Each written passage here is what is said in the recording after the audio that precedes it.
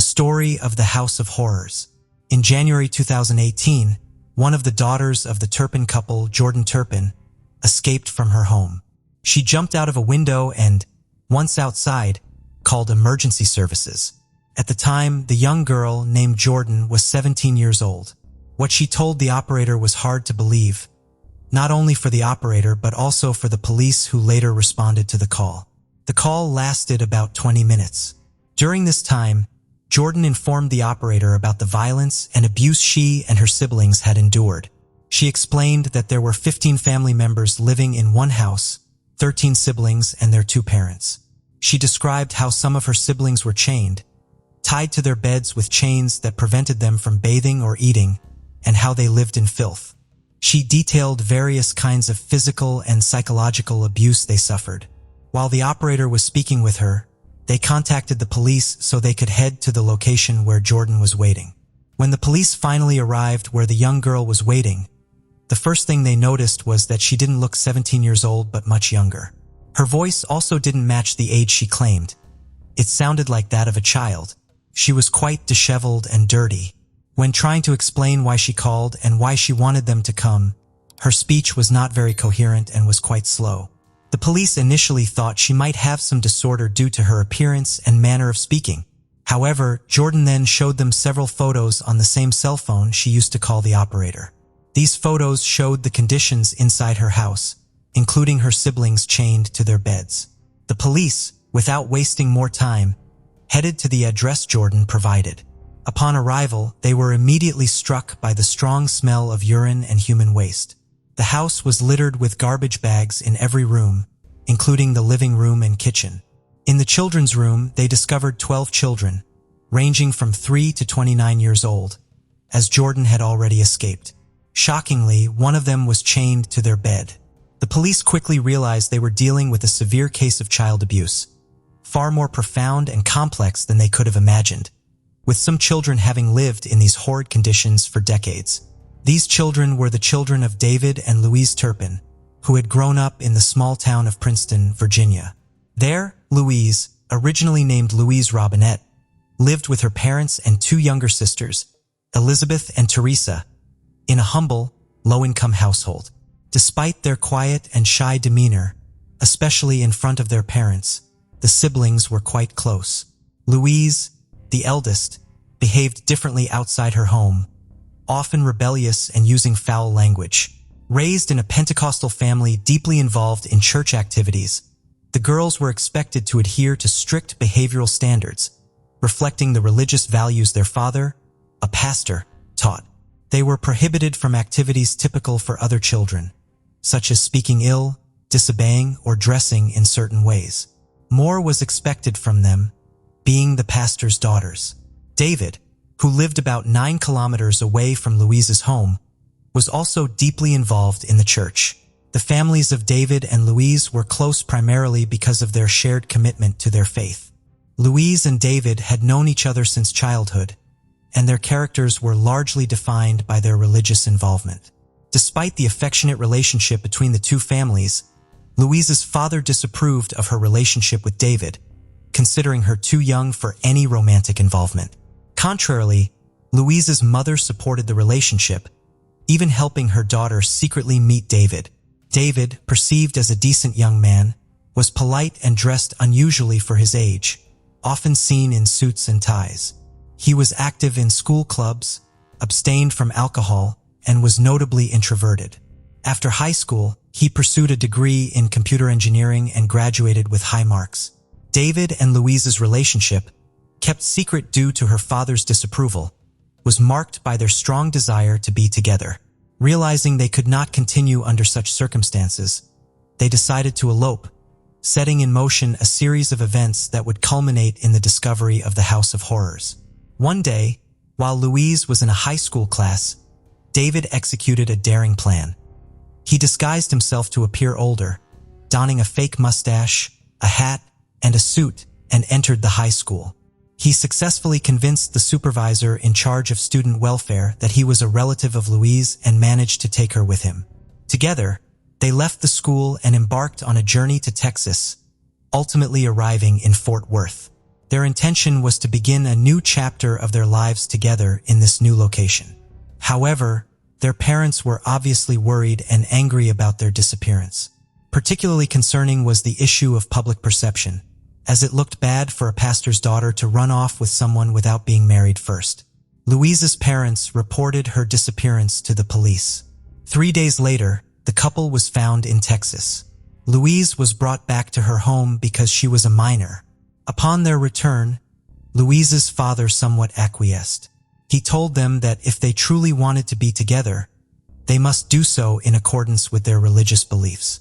This meant they had to get married, as sleeping in the same bed or engaging in sexual relations without being married was considered a sin in their family.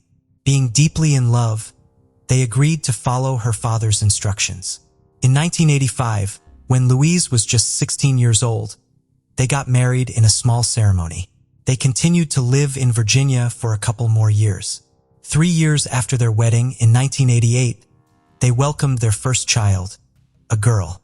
They stayed in Virginia with their daughter for another 2 years, until the early 1990s. It was then they decided it was time for a change, to grow and move on. They chose to leave Virginia for Fort Worth, Texas, the place they had initially escaped to 5 years earlier. Their decision to move was motivated by 2 main reasons. David wanted to relocate because he had been offered a very good, well-paying job in Texas which he did not want to turn down. And Louise, as she told her sisters, wanted to leave Virginia, primarily to distance herself from her family. She no longer wished to have direct contact with her family, at least not at that time. And this was because, according to what the sisters said, their maternal grandfather had been abusing their mother since their mother was a child, and this abuse only stopped once their mother got married. Then her mother had her 3 daughters, so the grandfather started abusing the girls also since they were very young. Since Louise was the oldest daughter, she had suffered this abuse for many more years. The moment Louise escaped to Texas with David when she was 16 years old, the abuse stopped. Her sister even says that on one occasion, when Louise was between 14 or 15 years old, her grandmother came into the house and saw that her husband was abusing her granddaughter. But the only thing she could think of to do was to gather the 3 sisters and also several members of the family who knew that this abuse was happening, and she told them not to say anything because the family had a reputation to keep. This situation started because the grandfather had a lot of money, and the 3 girls were quite poor and lived in quite humble conditions, so the grandfather gave them money. The mother took the girls to the grandfather's house, and they always cried and asked her not to take them because they knew what was going to happen when they went to see this man.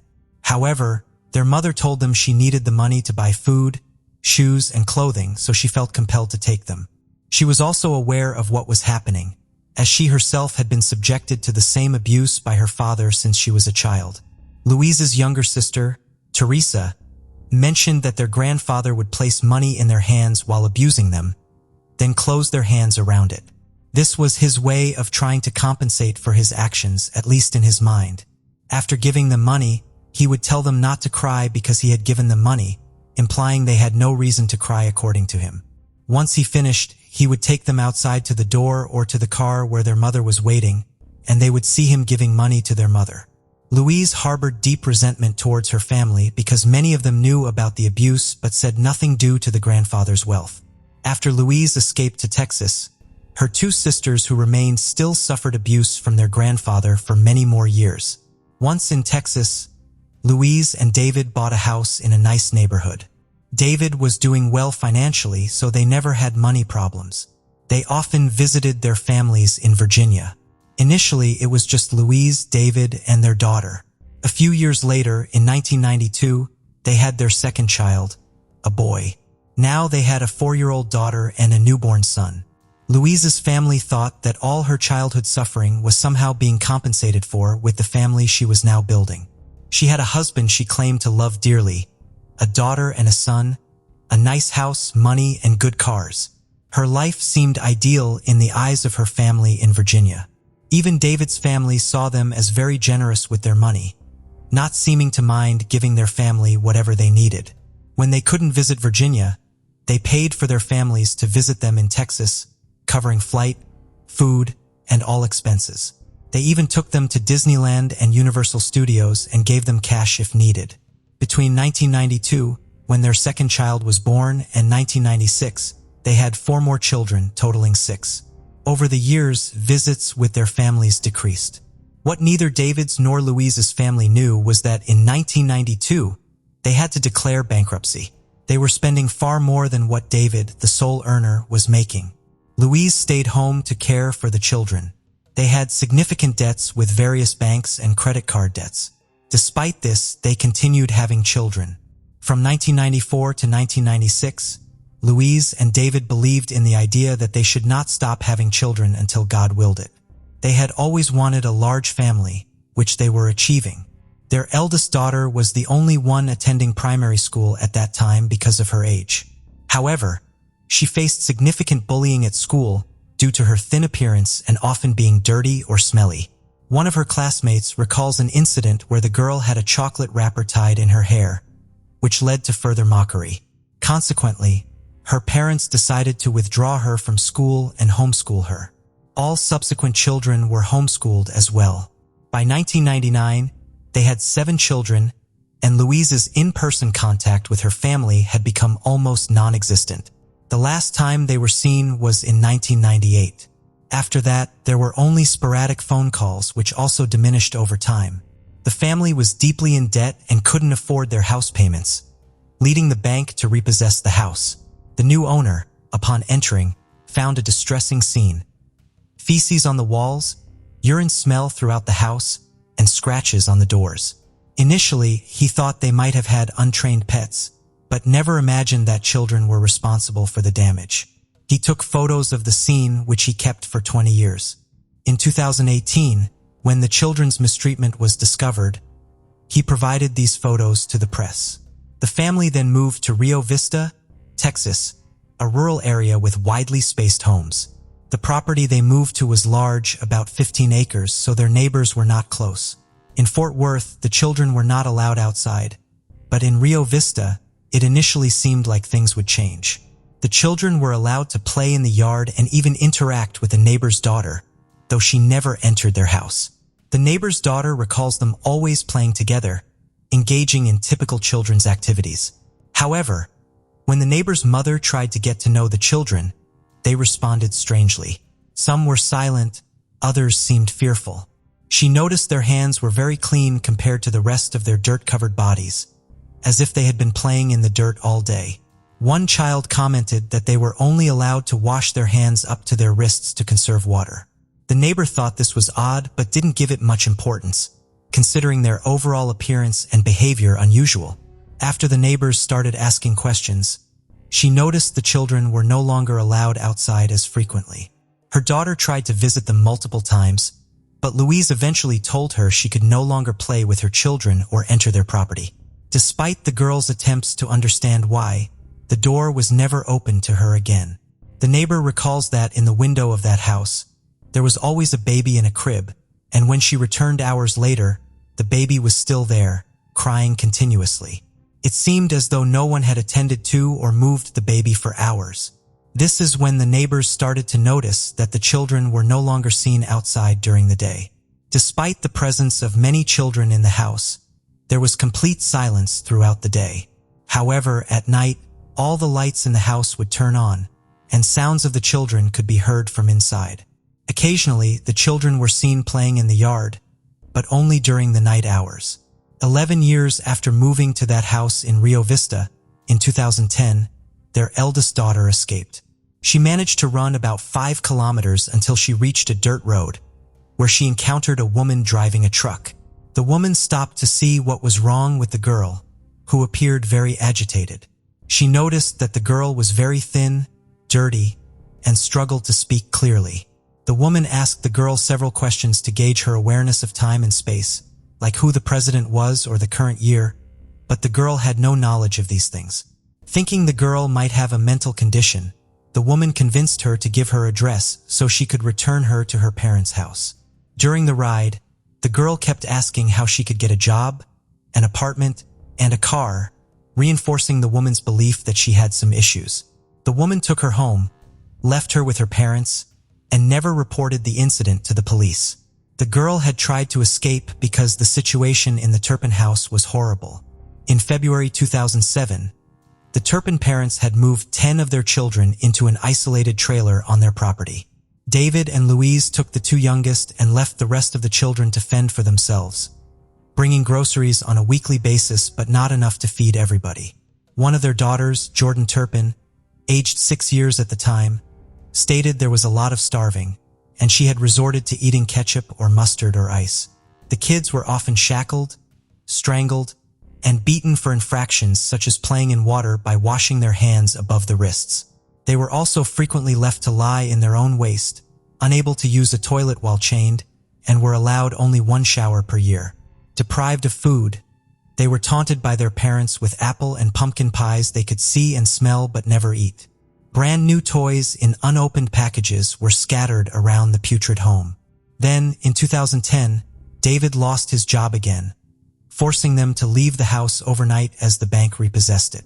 The neighbors didn't realize they had left until they saw a sign from the bank announcing the house was for sale.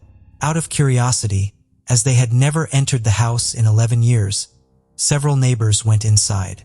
They found 2 dogs eating from the trash left behind.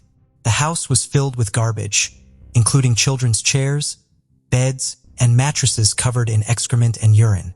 Despite seeing all this and realizing the family lived in filth, nobody reported it to the police, including the bank or the new owner.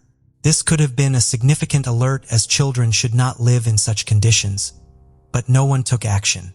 The family decided to move to California after leaving Rio Vista, Texas. There is no specific information about why they chose California, as they had no family there and, as far as is known, no outstanding job offers that would have motivated the move. When they arrived in California, they lived in 2 houses that were quite close to each other. Unlike the large property in Rio Vista, it would seem difficult to keep so many children quiet in a neighborhood where houses were close together. They initially arrived in Rio Vista with 7 children, but when they moved to California, they had 12 children plus the 2 parents, making it a total of 14 people in one house. Despite this, they managed to remain unnoticed for 4 years in the first house before moving to another house in Paris, California, where they lived for another 4 years. On January 14, 2018, before 6 a.m., 2 of the sisters, aged 13 and 17, decided to escape the house to seek help for their siblings. The 13-year-old got scared and returned home, but the 17-year-old, Jodie, continued with the plan she and her siblings had been working on for over 2 years. Jodie managed to take a cell phone from the house, which did not have service but could call emergency services. She called 911, and during the approximately 20-minute call, she described the abuse they suffered, mostly at the hands of their mother, and sometimes by their father. When the police arrived, Jodie showed them the cell phone with photos of their living conditions. The police knocked on the door, and Louise allowed them to enter voluntarily, seemingly unaware of any wrongdoing. Inside, the police found the house in terrible condition, with trash, urine, and feces everywhere. The living conditions for the children were appalling. Louise followed the officers around the house, questioning why they were there and why they needed to see her children, not understanding the seriousness of the situation. In one of the rooms, the police found one child chained to the bed and observed marks on the ankles of 2 other children, indicating they had recently been unchained. It's unclear if the parents had realized that their daughter had escaped and unchained the children as a result. The police immediately arrested the parents and took them to a patrol car. After that, they began taking the children out of the house and transported them to a local hospital for evaluation, as many of them urgently needed medical care due to severe malnourishment. Once the news of what was happening spread, the street filled up with neighbors and media, and this became one of those stories that get extensively covered. Neighbors, media, and information presented by the California City prosecutor in the following days revealed the extent of the children's suffering, not only in that house but also since their time in Texas. In their first house in Fort Worth, Texas, the maltreatment of the children began gradually. For some reason, all their children were named with names starting with the letter J, although the reason was never explained. As the parents had more children, they began to isolate themselves and their children completely from their families. Their daughter, who initially attended primary school and was then homeschooled due to bullying, was one of the first to experience this isolation. Once they began homeschooling all their children, their control over them was absolute. The children were not allowed to go anywhere, had no friends other than their siblings, were only allowed to take a bath once a year, and were fed only once a day, leading to their underdeveloped appearance. Punishments included beatings, strangulation, or being tied to their beds. When tied to their beds, they could remain there for weeks or months, not even being released to use the bathroom. This explains the excrement and urine smell found in the house in Fort Worth after they left. The scratches on the doors, initially thought to be made by pets, were actually made by the children in their attempts to escape. When the family moved to their house in Rio Vista, the abuse that had begun in Fort Worth continued. The only change occurred when the neighbors started asking questions, which led the family to change their routine completely. They began living nocturnally, sleeping from the early morning hours until the evening and only being active at night. This is why the neighbors never saw them during the day and heard no noise from the house, as their classes, playtime, and other activities happened at night. After moving to California, for reasons not entirely known, they stopped using ropes to tie the children to the beds and began using chains and padlocks instead. This change was made after one of the children managed to escape from the ropes. It was also discovered that the children were not allowed to play with any toys, even though there were many in the house, all unopened in their original packaging. The parents would put different types of apple pies on the kitchen counter, letting the children see and smell them but not eat them. The pies were only for the parents. Feeding the children only once a day severely affected their physical and mental development. The eldest daughter, who was 29 years old, weighed only 82 pounds. The 12-year-old son appeared to be only 7 years old, and all the other siblings also looked younger than their actual ages. They spoke very slowly, and some had more difficulty than others in organizing their thoughts. This nocturnal lifestyle continued in California, making it harder for neighbors to notice anything unusual. After moving to their second house in California in 2014, some changes occurred. In 2014, they had their last child, their 13th, and according to the city prosecutor's report, this child was well-fed and well-kept, unlike the others. The parents took this baby to parks, constantly took photos, and sent them to relatives, explaining the absence of photos of the other 12 children by saying they were too restless. The parents maintained control over what their children said and did, using it as a way to prevent their family from finding out what was happening inside their home. The only photos available were the ones the mother posted on a family Facebook page, where the children were often dressed alike and in larger clothes to hide their thinness. Both parents were obsessed with Disneyland, and their car plates even featured Disneyland themes. They occasionally took their children to Disneyland or other outings, but these were rare and strictly controlled. The oldest son was the only child who had more contact with the outside world, as he was allowed to take a class at a local college. One of his classmates noted that he would eat incessantly whenever there was food in the classroom, as if he hadn't eaten in days. His 12 siblings rarely left the house except for some nighttime activities or special occasions like renewing their parents' vows in Las Vegas, done twice in the same chapel with an Elvis Presley impersonator. Videos of these events are available on YouTube, showing the children looking thin but smiling, which did not necessarily mean they were happy. As we watch these videos of the Turpin wedding in Las Vegas, we're given a rare glimpse into a very private aspect of their lives. Here, we see David and Louise Turpin renewing their vows in a ceremony that, on the surface, appears joyful and celebratory. The setting is classic Vegas, a small chapel, complete with an Elvis Presley impersonator officiating the ceremony. The couple seems to be embracing the moment, surrounded by their children who are dressed for the occasion. It's a surreal contrast to the grim reality of their home life that was hidden from the world. These videos capture moments of apparent happiness and normalcy, starkly juxtaposed against the backdrop of the harrowing conditions we now know the children were enduring. It's a poignant reminder of the complexities and contradictions that can exist behind closed doors. For 2 years, all the children planned and sought ways to alert someone for help. Finally, the 17-year-old daughter decided to escape and seek assistance. She knew that their way of living was somehow not within normal parameters. It wasn't right, despite being the only life she had known since birth. She understood that what was happening in her home was not normal. For many of us, Stepping out of our house door is a mundane act, not even warranting a second thought, but for this 17-year-old girl, leaving her home alone for the first time, especially in the early morning darkness, and speaking with a stranger about her life was a significant and frightening step. She had no concept of what a police officer was, so when officers approached her, she did not run away but stayed and spoke with them, not knowing if she was safe or not. David and Louise pleaded not guilty to all the charges against them, which together amounted to more than 75 counts, including torture, child abuse, and neglect, among many others. They were each given a bail of $12 million, equivalent to $1 million for each of their children, except for their youngest 3-year-old daughter, who they seemingly took good care of, hence no charges were brought for her mistreatment. Their plea of innocence meant that some of their children might have had to testify in court. To spare their children this ordeal, they eventually pleaded guilty to all charges. Louise claimed to have been diagnosed with a mental disorder and requested time for treatment before trial, hoping to be freed from charges after about 2 years. However, the court denied this request, citing insufficient evidence that her mental condition led to her actions towards her children. During their trial, 2 of their children presented letters they had written, which were read to their parents. Eventually, they were sentenced to life in prison with the possibility of parole after 25 years.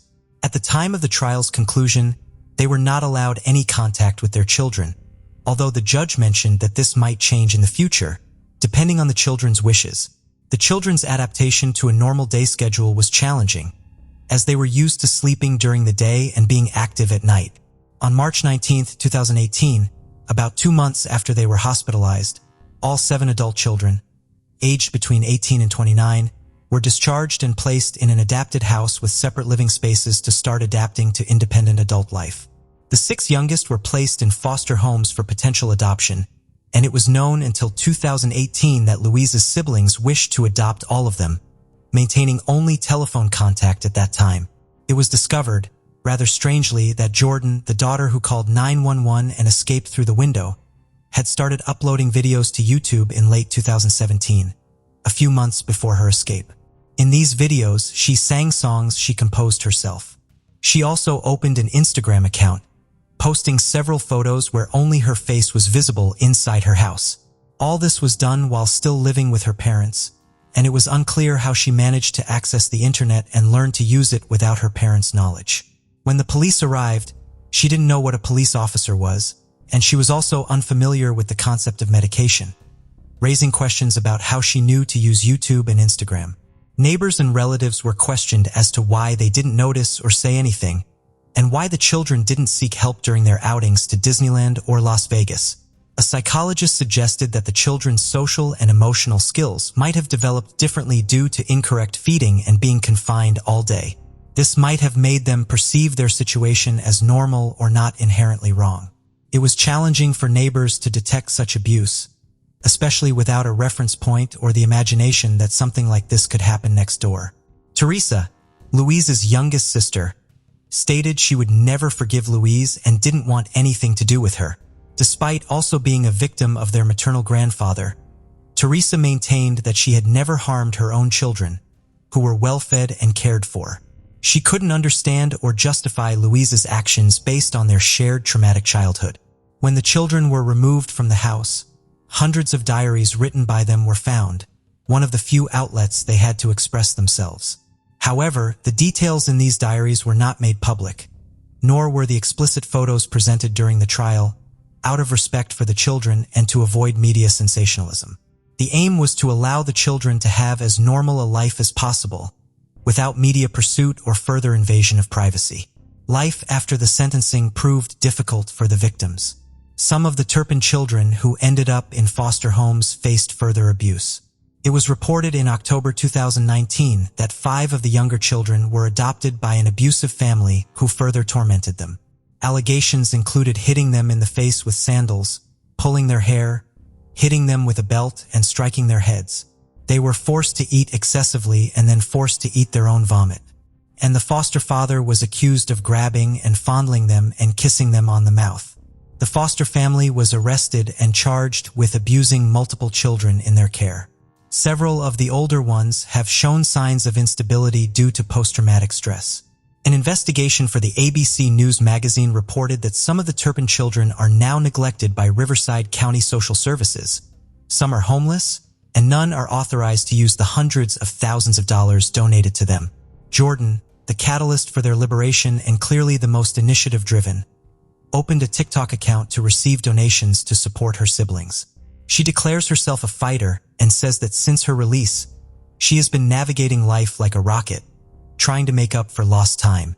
Despite the seeming unending trials, the attitude of most of the children is positive and cheerful. They are still adapting to freedom and what the world has to offer anew. They are working on their education, health, and learning basic life skills. Some have even chosen to change their names, hoping it will help them start afresh. As the details of their ordeal continue to emerge, the haunting question remains unanswered. Why? What could lead two people who seemingly started their relationship under the tenets of faith to commit such inhumane and senseless acts? Before receiving his sentence, David Turpin said, "I never intended any harm to my children. I wish the best for them in the future." Both he and Louise repeatedly claimed they believed they were doing what was best, that they loved their children and thought their children loved them too.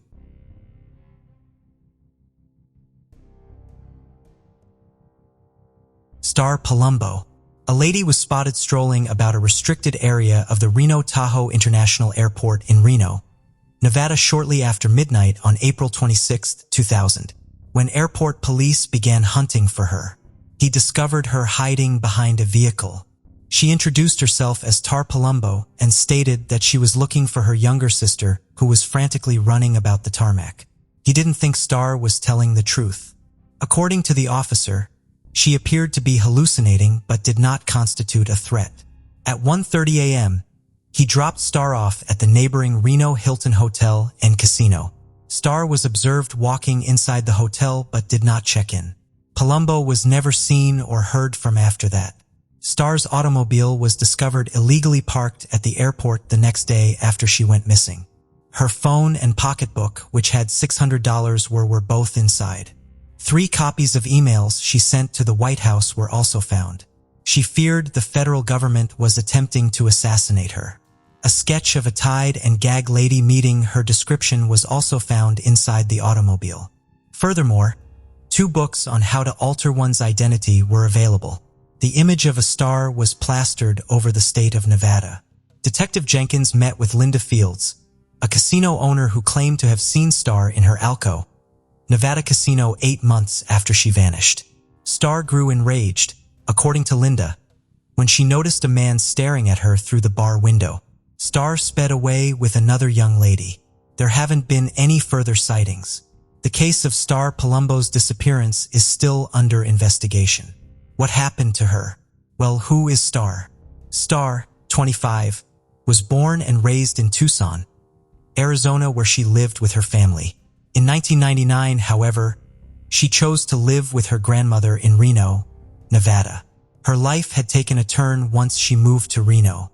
Nevertheless, she had been a happy lady with a promising future besides having a drug addiction, specifically methamphetamines. Her employment as a pawnshop clerk, according to her pals, did not pay enough to maintain her addiction.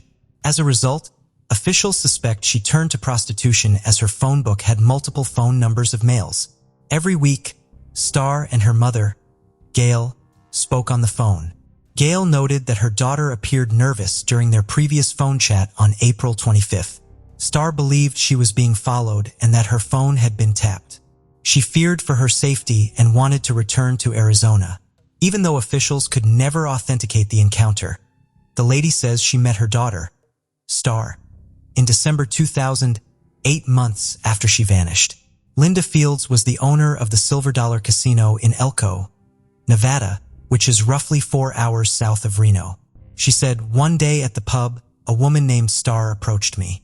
She stated that a pimp was pursuing her. She grew agitated when a man glanced through a window and left with another young woman. What happened to Star is the subject of a few hypotheses. She might have had a drug-induced psychosis or an undetected mental ailment. It's conceivable that she's forgotten who she is and where she came from. However, the possibility of foul play has not been ruled out. Star probably crossed paths with the wrong person because of her drug and prostitution history. According to speculations, Star died of an overdose and her corpse was thrown in the desert. It has also been alleged that sex trafficking was taking place in the area. Her mother, on the other hand, feels she is still alive. Star's acquaintances informed the police that she was attempting to conceal her avoid paying drug debts to people she owed money. Once upon a time, Star Palumbo was full of hope and promise. However, officials think she became involved in a deadly and addictive narcotics world that jeopardized her life. In summary, Detective Jenkins feels it was Star and her life that took a sad turn. Star worked as a pawnshop cashier, but her drug habit, according to her acquaintances, cost her more than she earned. According to Detective Jenkins, Star began looking for other methods to generate money. Star, in her mother's view, wanted to change her life. She mentioned returning to Tucson and beginning afresh. On the other hand, Gail Palumbo has not heard from her daughter since that phone conversation. The search for Star's mother began immediately. It's unclear if Star was able to change her identity or went into hiding.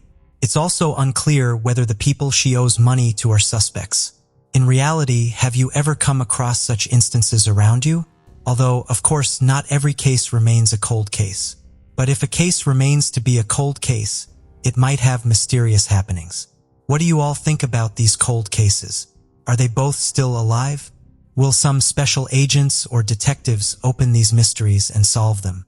Do these cases need to be solved, or will they continue to be unsolved? Sometimes gods have got their answers. Years are passing, but let us wait and watch.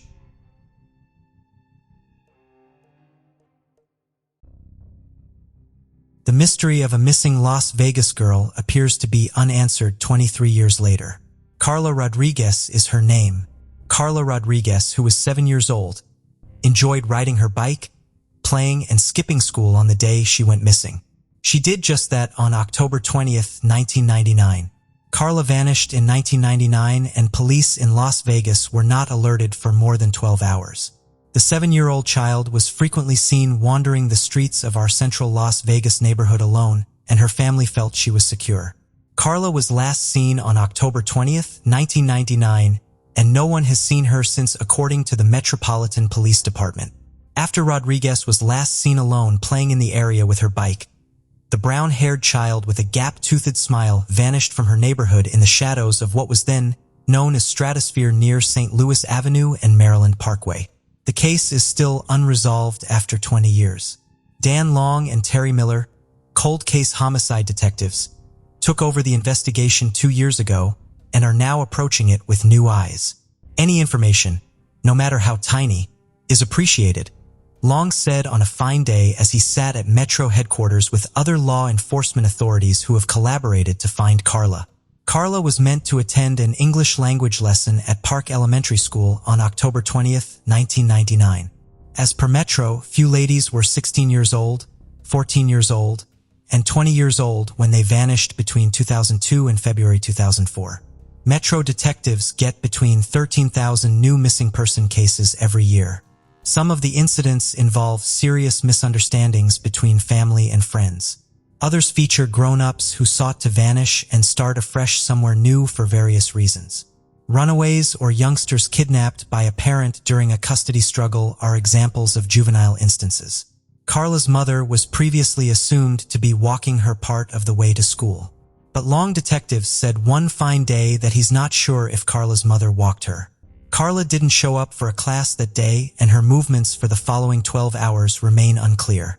According to Detective Holly, Carla's father realized she wasn't home from school that afternoon, but he assumed she was out with neighborhood friends. The family resided in a residential area south of downtown on the 700 block of East St. Louis Avenue. The FBI has looked for Carla in Mexico several times, since then looking into the possibility that her extended relatives abducted her.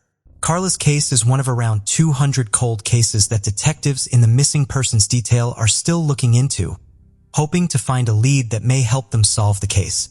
Most of the issues are organized in a 12-drawer file cabinet, some dating back to the 1970s. The statement emphasizes an irrefutable reality in missing person investigations. A break in the case can occur at any time and in any shape. In 2019, 3 women in Cleveland confirmed this when they fled their captor after a decade of captivity.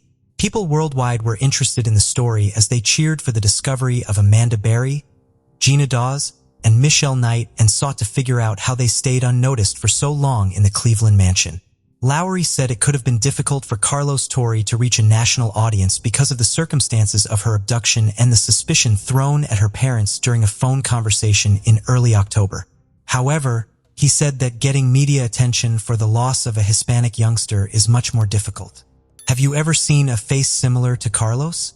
If yes, all you need to do is phone the Las Vegas FBI office or Metro Murder Investigators if you have any tips on Carlos' abduction. Crime Stoppers may be reached for anonymous tips. According to FBI Supervisory Special Agent Elena Laterola, a $5,000 reward is available for anybody with information that leads to the case's closure. Are you curious about peeping into another cold case from Nevada?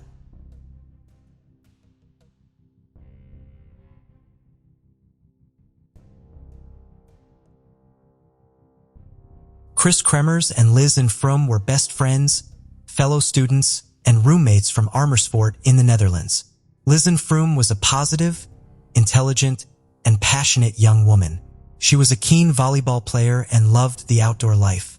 Chris Kremers was 21 and was described as a creative, reliable, and responsible girl. As well as living together, they worked together at the same restaurant. Being a year ahead of Chris, Liz had graduated with a degree in applied sciences from Deventer, and Chris had just finished her studies in cultural and social education, specializing in art education at the University of Utrecht. The girls had spent 6 months planning and saving up for a 6-week-long trip to Panama. This would be both a vacation and a chance to expand their skills and education. They planned on spending time hiking and enjoying the views, alongside volunteering with the local children, learning Spanish, and teaching the arts. This was an incredible opportunity for the young women, and they couldn't wait to get there. Chris and Liz boarded a plane from Amsterdam to Costa Rica, and from there, they boarded a bus to Panama. On the March 15, 2014, the girls arrived in Panama. They toured for almost 2 weeks before settling in with a local family on March 29th. Just before midday on April 1st, they took one of the host dogs named Arzel and set off for a hike near the forest that surrounded the Baru volcano. Before they left, they met for brunch with some of the other Dutch tourists and were spotted by several people around the town. They then headed to a route called the Pianister Trail, not far from where they were staying. The hiking trail was popular with tourists and locals alike. With its breathtaking views and landscape, it's easy to see why. They were on social media frequently and spoke about their hiking plans for the day on Facebook. Later that evening, the dog returned home without Chris and Liz, and there had been no contact with the girls all day. This was extremely concerning, as they had both been in regular contact with friends and family via phone and social media since the start of their trip. The host was scared that something sinister had happened and contacted the National System of Civil Protection, or the NSPC. However, for unknown reasons, this was not followed up on straight away. The first search for the girls was actually conducted by local volunteers that knew the area well. The following morning, both girls missed an appointment that they had made with a local tour guide, and another day were passed with no sighting or word from either of them. Finally, on the April 3rd, an official area search of the hike began. Volunteers were on the ground on foot and also searching. The trails spanned a vast area, and with a peak height of over 1,800 feet, a thorough search would take a substantial amount of time. 3 days later, the parents of Chris and Liz arrived in Panama to help find their daughters. Police, sniffer dogs, and the girls' parents embarked on a 10-day-long search to find them, and $30,000 was offered as a reward. The girls' parents didn't believe they would have veered off the set path, and it just didn't make any sense to them. Although police and locals were searching the area, and the search moved quickly, nothing would turn up, and more questions than answers arose. For 10 weeks, the case was effectively cold, until one of the locals found the first key piece of evidence on June 14th. A backpack, later identified as Liz Ann's, was found along a riverbank in Alto Romero. This was around a 14-hour walk away from the trail that the girls had embarked on. The bag was in perfect condition. It wasn't wet or damp and appeared to not have been damaged by the elements. The woman who found the bag said although she couldn't be sure how long it had been there, she was positive it couldn't have been there long, as she hadn't spotted it in the days before. In the bag was $83 cash, 2 pairs of sunglasses, Liz Ann's passport, Chris's medical insurance card, an empty water bottle, a camera, and both girls' bras. Also inside were Chris and Liz Ann's mobile phones. Everything inside was in perfect condition, neatly packed and undamaged by the weather. The rucksack wasn't high-end or especially waterproof, and questions surrounding how the bag and the contents had stayed in such good shape in a humid and wet rainforest for the last 2 months started to be asked. There were also many sets of fingerprints found on the bag, but these were never fully analyzed, and it remains a mystery as to whose they were. Fortunately, when the phones from the backpack were switched on, they still worked perfectly. The authorities were able to start painting a picture of the hours leading up to their disappearances. Only a few hours after they set off on their hike, a call to 112 was made from Chris's iPhone 4. Dialing 112 from any country in the European Union would connect you to emergency services. 10 minutes later, Liz Ann's Samsung was used to make another 112 call. It was clear that something had gone terribly wrong only a few hours into the hike. On April 2nd, Liz Ann and Chris made 4 more attempts to call both 112 and 911. And on April 3rd, another call to 911 was made from the iPhone. Due to the reception, only one of these calls briefly connected, and that was only for a second before it was cut off. It was clear that after 5 a.m. on April 5th, the Samsung battery eventually ran out, but Chris' iPhone continued to hold power until noon on April 11th. Between the 7th and the April 11th, there were 77 attempts made to try and call the emergency services. All of these calls tragically failed. After April 6th, the passcode to the iPhone was inputted incorrectly multiple times, and it was determined that the correct PIN was never entered again. The passcode for the iPhone was entered incorrectly so many times that this possibly indicated Liz and may have been attempting to access Chris's phone after her own battery had died. Or, after 8 days in the wilderness, dehydration and hunger could have been the reason that Chris couldn't focus to enter her PIN correctly. But after over a week with what could have only been a few snacks and limited water, it was remarkable that one or both of the girls were still able to use the phone at all. On the April 11th, the iPhone was turned on and then off for a final time at 11:56 a.m. The camera in the rucksack added more pieces to the mystery. At the beginning of their hike, they had taken a massive amount of photos of themselves overlooking the Continental Divide and happily following the trail. Nothing appeared out of place. The girls seemed happy and carefree, and it was bright and warm outside. The final photo taken in the afternoon shows Chris heading down the trail. On April 8th, a total of 90 photos have been taken using the camera flash. These were all taken between the hours of 1 and 4 a.m. The majority were pitch black. The photos showed random areas of woodland, water, and sky. The police had several theories. Firstly, that the flash of the camera was being used to illuminate the area to guide them through. Secondly, they were using the flash to scare away wild animals that may have been encroaching.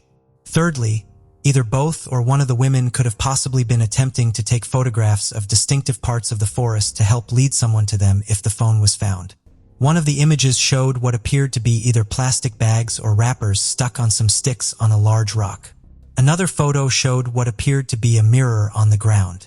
Alternatively, these photos could have been for themselves to get their bearings back during the daylight and help retrace their steps. The final theory is that the flash was being used to draw attention or direct anyone that may have been in the area or looking for them. There was a large search party out on the April 8th, and flares were being shot up into the sky to try and locate the girls. The flash of the camera was possibly being used as a distress signal to lead the party to where they were. The amount of photos that had been taken looking up at the sky would further add weight to this theory. Disturbingly, one of the photographs showed the back of Chris's head with what appeared to be blood on it. This raised another theory that maybe Chris had fallen and injured herself early into the hike. And after failing to get a reception to alert the authorities, Liz Ann had left with Chris's phone to get help on foot. However, Chris may have succumbed to her injuries, and Liz and fell victim to the elements, dehydration, or both. Out of all the images taken over the day in the early hours of the morning on April 8th, only one photo was deleted and was unable to be recovered. Image 509. In the order the photos were taken, the deleted one in question would have been around the time the flash started being used.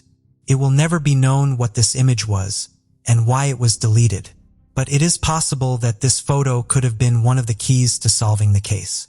These photos, combined with the attempts to reach help, pointed to a series of terrifying and distressing days for Chris and Liz, and following the discovery of the backpack, Chris's shorts were found on a rock a few kilometers from where the bag had been located. There were inconsistencies surrounding how the shorts were found. Some reported that they were neatly folded up, and others said that they had just been flung over the rock. 2 months later, a tragic finding was made. A human pelvis and a hiking boot with a foot inside was discovered. At least 33 human bones were found shortly after. They were scattered in different locations along the riverbank, almost a 12-hour walk away from where they were last known to have been. Suspected human remains and hiking boots found during the search for 2 young Dutch women have been confirmed to have belonged to the girls. 2 different types of shoes and bones were found last Thursday, as search teams stepped up efforts to find the girls who disappeared while hiking in Panama. DNA tests concluded that these were the bones of Chris Kramers and Liz Froon. Chris's bones were bleached, presumably due to the conditions surrounding them. However, some people questioned whether or not the bleaching was down to the natural elements or was man-made. Among these bones, the police found the remains of 3 other unidentified people. The final and remaining searches were often hindered due to bad weather, and this also meant that using cadaver dogs drew a blank. Poor weather and lots of rain makes it incredibly difficult for dogs to locate and follow scents. People speculate to this day that the girls were met with foul play, killed along the hike, and their remains were scattered over a massive area, killed by locals, kidnapped by a gang, and even murdered by cannibals are still among the theories on the internet today. But the police say they doubted any of these theories, and foul play was ruled out. Although the full picture of what happened over those 11 long days will never be known, the police believe they have come to a few conclusions. Investigators and locals found that it would have been virtually impossible to lose sight of the trail and wander off course, due to how rigidly yet simply it was laid out. It was also a very popular tourist trail, so if something had happened along the way, it is fairly likely they would have been found and received help at some point. So, if the girls did choose to totally go off the trail, they would have had a reason for it, or deliberately taken a different turn as opposed to unknowingly making a mistake.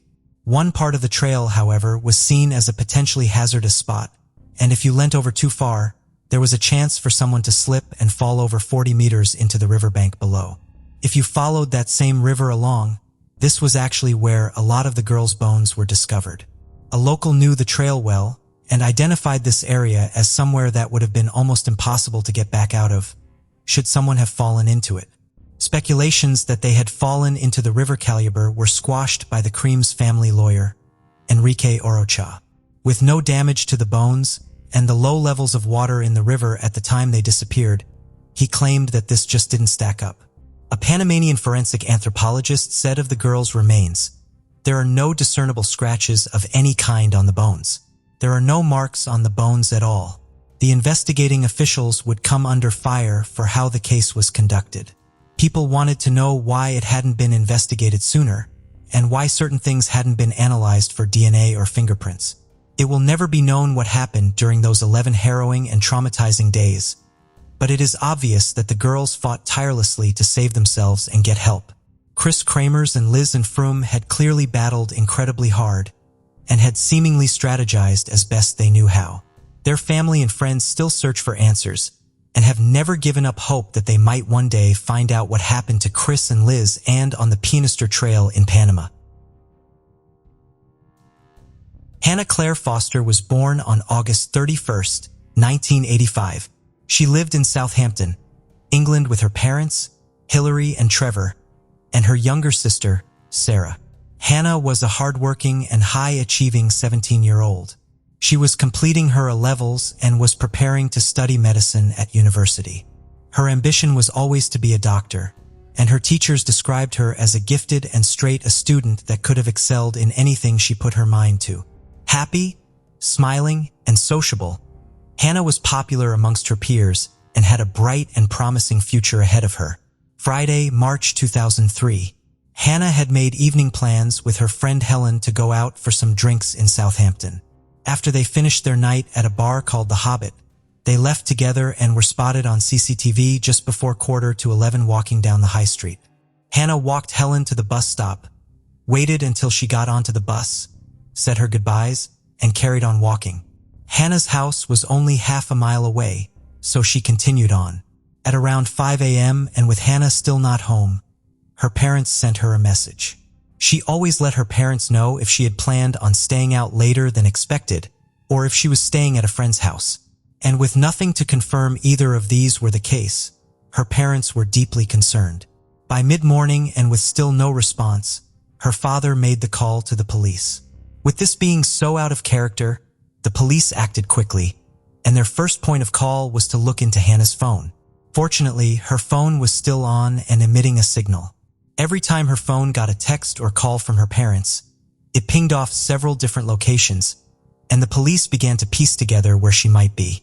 Panic set in when the team realized on the evening of the March 14th, a 999 call was made from her phone. When the phone call was connected to the police, it was passed on to an automated system known as the silent solutions when the operator couldn't hear any sound on the end of the phone. The system was then disconnected, and there was still no response from Hannah. What also alarmed the police was that her phone was evidently moving rapidly, and this could only mean one thing. It was in a vehicle. This was further corroborated when they played and enhanced the call that was made to 999 that had lasted less than a minute. They could tell from the tape that she appeared to be in a vehicle a lot larger than a standard-sized car, and whoever was in the vehicle with her was an older male with a South Asian accent. Whoever this man was, he was ordering Hannah to keep her head down. It was obvious they were now dealing with an abduction, and every moment was crucial. Signal towers put the phone between Southampton and Portsmouth in the early morning of Saturday, March, but the phone was now stationary and somewhere in Portsmouth. Using cell phone towers and checking every corresponding location, just 24 hours later, people's worst fears were realized. Hannah's body was discovered in some bushes on Ellington Lane on the outskirts of Southampton. She had been raped and strangled. The semen found on her clothes was put into the National DNA database, but did not come back as a match with anyone. Following the signal tower pings, only a day after this awful discovery, another finding was made. In a recycling plant in Portsmouth, Hannah's bag and phone were retrieved. The hunt was now on to find the mysterious man in the vehicle. Using CCTV alongside the cell phone tower data, the police determined that Hannah's abductor would be linked to one of only 7 vans. The case was moving rapidly, and thanks to a huge tip, just a few days later, the police would find the man they were looking for. 41-year-old Manindra Palsinkali was an Indian immigrant who was also living in Southampton. He was married with 2 children and worked for Hazelwood Foods as a sandwich delivery driver. Crime Watch launched an appeal using reconstructions, asking for help with any information about the vans, times, or locations in question. A supervisor of Hazelwood Foods contacted the police with his suspicions surrounding Coley. He said that his delivery route was consistent with the area in question, and when he came back to work the following day, he had a scratch on his face and left early due to what he said was a bad back. The police wasted no time in following this up, and when they ran his details, they found his name was linked to one of the vans they were looking for on the CCTV footage. Cell phone tower blocks put Hannah's phone near the M27 and M275 in Hampshire, and the CCTV footage showed Cody's van traveling down these stretches of motorway. It also showed him at the recycling center around the same time Hannah's phone stopped moving.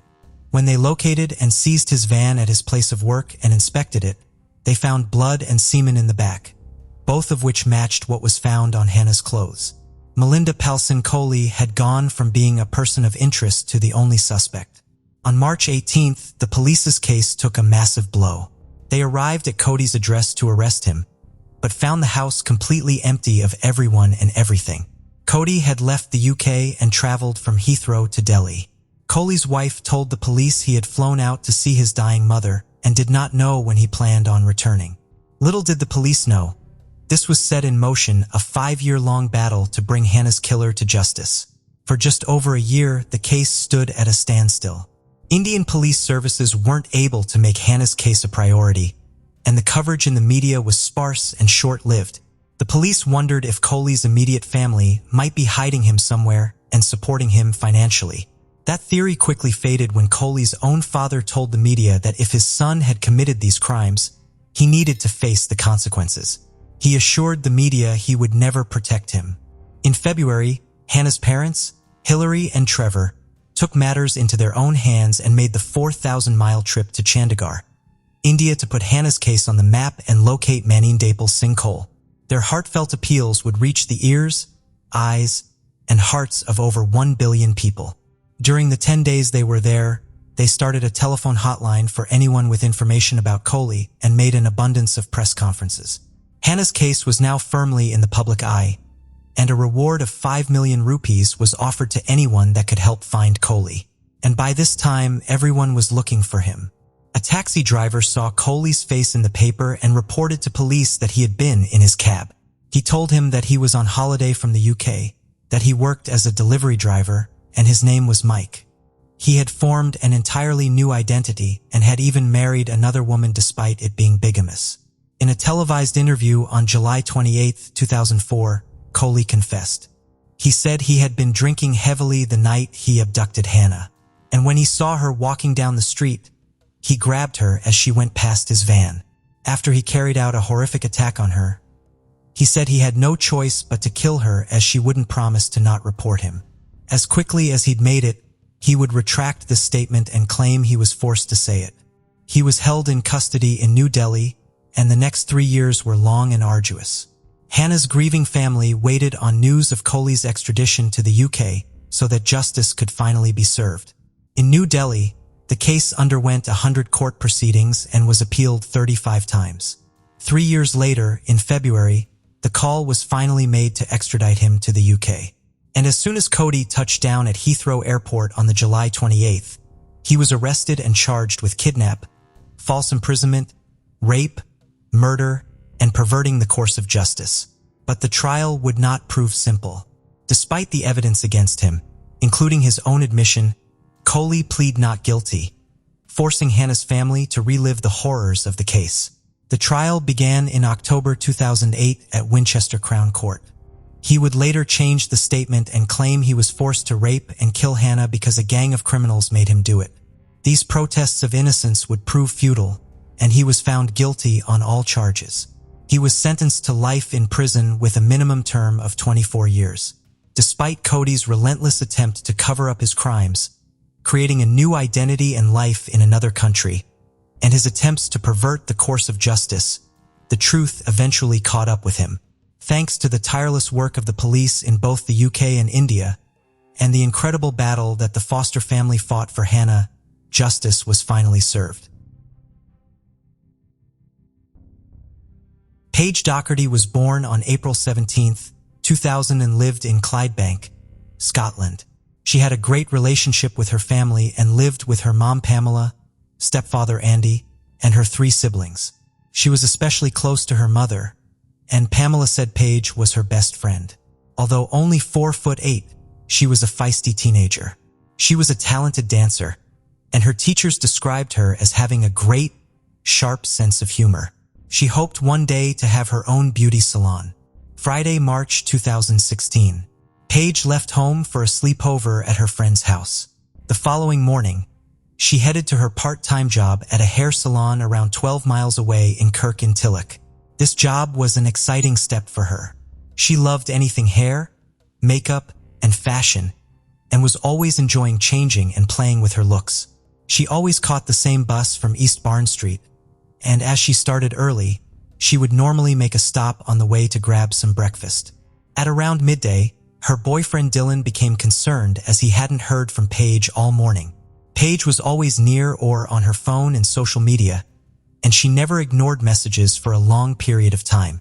Dylan knew this was out of character, but wondering if her phone had maybe run out of battery. He phoned the salon just to check and see if she'd made it to work. But although her boss was expecting her in, no one at the salon had seen or heard from her. Paige was very respectful and mature. She loved her job and never missed a day of work. When Dylan phoned Paige's mom, Pamela, she said that she too hadn't heard from her, and alarm bells were starting to ring for everyone. The police were notified and arrived at Paige's house to gain some more understanding about the last day she had been seen. They understood that for Paige to not be on her social media or mobile phone, and to not contact her mom, boyfriend, or place of work was very troubling. The police began to search the areas surrounding her home and her friend's house. But as the hours ticked by, there was still no sign of Paige. It was becoming obvious that this wasn't simply a girl that had forgotten to charge her phone and lost track of time. This was now a serious missing persons case. Her family were beside themselves with worry and wanting to get the word out as quickly as possible. They set up a Facebook page called Help Find Paige. Pamela posted pictures of her clothes and her last known locations and bus routes. Using these routes, the police started looking at the houses and businesses along her bus route to work. A shopkeeper named Ashley Ahmed said he had seen Paige walking past his store and waved at him as she went past. This was around 8:15 a.m. The police now knew she had definitely left her friend's house with the intention of going to work that day. As she told the police, although she had popped in on the Saturday before to pick up a breakfast stroll, this Saturday, she was clearly headed to the deli next door. Delicious Deli was owned by a man called John Lethem. Later on, as she said, he spoke to Lethem and asked how Paige had seemed that day, and nothing seemed amiss. Ashley's shop had been there for around 20 years, and he'd known Paige all her life. He was desperate to help more, so he offered his CCTV footage to the police, which would hopefully, at the very least, show the direction she had left the deli in. Ashley had only the CCTV of the strip of shops, but the police knew this showed the whole area clearly, so they would have a lot to go off. The CCTV would take some time to process, but at this point, it was the only lead the police had. On Monday afternoon, at around 12:45 p.m., just 2 days after she had last been seen, the news everyone was dreading came in.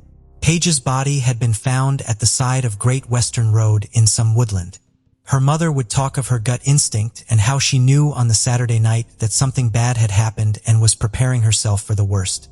Paige's official cause of death was listed as sharp force injuries to the neck, and she had around 61 stab wounds with over 100 injuries to her body inflicted with at least 3 weapons. It was a truly brutal attack. No one had any idea who would ever want to hurt Paige in this way. Her mother was targeted by online trolls, sending her pictures of her daughter alongside gruesome and horrendous comments. Although twisted, none of these people were considered suspects, and the police decided to head back out onto the strip of shops where Paige had last been seen. They were still waiting for the CCTV footage to come through, but wanted more information from the shopkeepers. Despite what Ashley Ahmed had said about his conversation with 31-year-old John Lethem, Lethem said he couldn't keep track of all his customers and told the police he didn't recognize Paige. Although this was possible, it was a small community and Paige was a regular, so the police knew it was highly unlikely that he didn't know who she was. They probed deeper, and Lethem eventually said he did remember seeing her. He said she came in to buy a breakfast roll, they chatted for a while, and then she left to go and catch her bus. Due to where her body had been found, the police were almost certain that she had never made it onto the bus. When the CCTV footage finally came in, the police could clearly see her entering the deli, just as Ashley had said at around 8:21 a.m. They watched and waited for her to leave, but she never re-emerged from the deli. The police had only a couple of hours of tape, and it was possible she had stayed in the deli for a longer period of time. But John Lethem said she had came and went, and with her job expecting her shortly after, it made no sense as to why she would be there for so long. The police asked Lethem to come in for questioning, as they needed to know why he had lied about how long she had stayed in Delicious Deli for. They also asked him for any CCTV of inside the shop and requested further footage from Ashley's shop front too. Lethem turned over what he said was all the footage, but it was immediately evident that it wasn't all of it by any means. Large portions of the video were missing, and it didn't even show Paige entering the deli at all. It was starting to become apparent that something frightening had happened to Paige inside that building. Let Hem is seen opening up at around 7:17 a.m. and bringing in some takeout coffee cups. Ashley's CCTV footage shows Paige entering at 8:21 a.m. But just 10 minutes later, the shutters went back down on the deli. At 9:27, he left the deli and returned within a few minutes with his car parked outside. The shop then opens for service at 9:36. At 9:58, he is seen running from around the back of his shop to another store next door. Then just a minute later, he runs out again and round the back. For minutes later, he heads to his car and moves some things around in the boot. The boot remains open as he heads back inside. He was then shown returning carrying a large bin bag. Just before noon, he exits the building a final time, gets in his car and drives off. Lutham returns at around 6:04 and he is now wearing different clothes. The owner of the neighboring shop said that when John was seen there at 9:58 a.m., he was buying cleaning products and bin bags. A local hairdresser that had caught John just before 9:30 when he was heading to his car said he had told her he had had a nosebleed and was needing to collect his car. On the March 21st, 2 days after Paige had last been seen, he was also caught on CCTV in a wooded area close to Great Western Road, less than a mile from the deli, and close to where Paige's body had been found. The evidence was overwhelming. And on the March 23, 2016, 4 days after Paige Doherty had gone missing, Delicious Deli was officially a crime scene, and Let Hem was in custody. Let Hem answered no comments, but said they wouldn't find any of her blood anywhere in the deli. Forensic investigators, however, would prove him wrong. An examination of the building found Paige's DNA on the walls and between the floorboards. The police believed that when he had left the deli at around noon, he drove just 500 yards to his house where he concealed Paige in his garden shed. He took his wife and child out for a meal the day after and went about his day as normal. A day later, he moved Paige's body to the side of the road. On the March 24th, the town's iconic Titan crane was lit up pink throughout the night to honor Paige Doherty. This awful crime had shattered the community, and the whole town was mourning the loss of such a beloved young girl. The case had moved rapidly. John Let Hem was charged with murder and appeared at Hamilton Sheriff Court on March 26th, and again on April 1st. But both times he made no plea. On the April 26, 2016, Paige Doherty was laid to rest, and the pain the community felt was evident, as well as the anger that something like this could even happen. She would have turned 16 just a few days later. 2 fundraising campaigns helped Paige's family meet the funeral costs and made more than £14,000 a day after they were set up. 7 months after Paige had last been seen, on the October 12th, John Leatham pleaded guilty in the High Court at Glasgow to the murder of Paige Doherty. Leatham claimed that on the morning of March 19th, Paige had inquired about a job at the deli, but upon finding out she was only 15, he said it might not work out. He then claimed that Paige had said if he didn't give her the job, she would tell everyone he had touched her inappropriately. He felt the only way to get out of the situation was to stab her. Paige's family were horrified and said Paige would never have done something like that. Judge Ray said, "You claim she threatened to reveal you had touched her inappropriately if you didn't give her that job. No evidence has been placed before me to support this. Even if true, your reaction was in no way mitigating of this appalling, wicked crime. There is no evidence or motive to explain the ferocity of this attack." Not long after he began his sentence, he managed to successfully appeal it in February 2017, and his sentence was reduced to 23 years.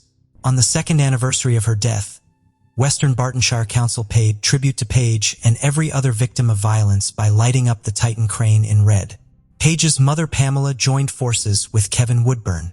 Kevin's son Sean was murdered in February 2017, and he knew the pain that Pamela had gone through all too well. They requested that unless an extension is agreed to, a 14-day limit must be put on postmortems to save the families of victims more pain and stop them from laying their loved ones to rest. The bill was then given to the Justice Committee. It then started to go through a 3-stage parliamentary process, and if it's approved at each stage, it will become law. As of May 2020, it is at its first stage. The charity Paige's Promise was set up to help support grieving families with retreats and offer self-defense classes to children. Paige Doherty was a talented, passionate, and clever young girl. She showed tremendous promise and had big dreams. Although her life was cut dreadfully short, her bright, bubbly personality is still remembered fondly throughout the community she lived in.